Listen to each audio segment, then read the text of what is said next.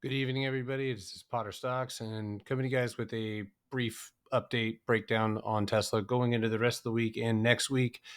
So first thing, weekly time frame, and you can ignore the lower time frame boxes. All in all, the only thing we really need to focus on is the fact that we are still in this cage, right? So that's basically step one. What are the obstacles with that is that we could just be going to retest the top before going lower. But good thing we did end up opening up on the weekly above cost basis. So that's decent because buyers typically that's where they like the price. So we are looking for a potential retest of 254.60 and 255. Now moving down to the 4 hour, and we're going to get rid of that big box.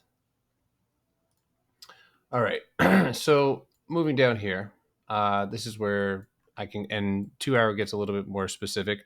But at the moment, we just managed. So we'll kind of move that right there.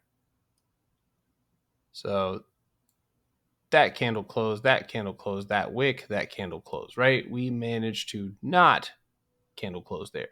So first things first, right? Just straightforward. That's cost basis. That is 240.75. Open above it, we go straight up. And I believe one of the first targets is going to be the 246.70. This is a bit wide, but there is 275.50. 247.50, excuse me, 247.50 would be one of the first targets to the upside that I would be watching for. Now, if we end up gapping down, right? If this cost basis is broken, and I do have 234 even, or 230, excuse me, 233.75 and 234 broken to the downside, I believe that we will go find a different support because we do have our low here and we kind of gapped up and ignored it. Typically, that's not how things go. And so I am still eyeballing that possibility. And again, this is an area of consolidation underneath you.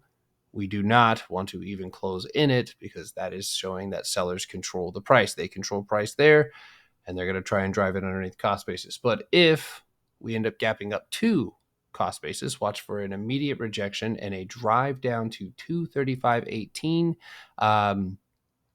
235 bounce is what we'll be looking for tomorrow. And then at that point, you're simply looking for the same area that sellers control. It's just the same process. You're looking to go and break out of that, right? So you want to open above that 239 mark and push above cost basis 240.75, 240.85, and make your way up to the first target 245.75, and then of course our 247.50.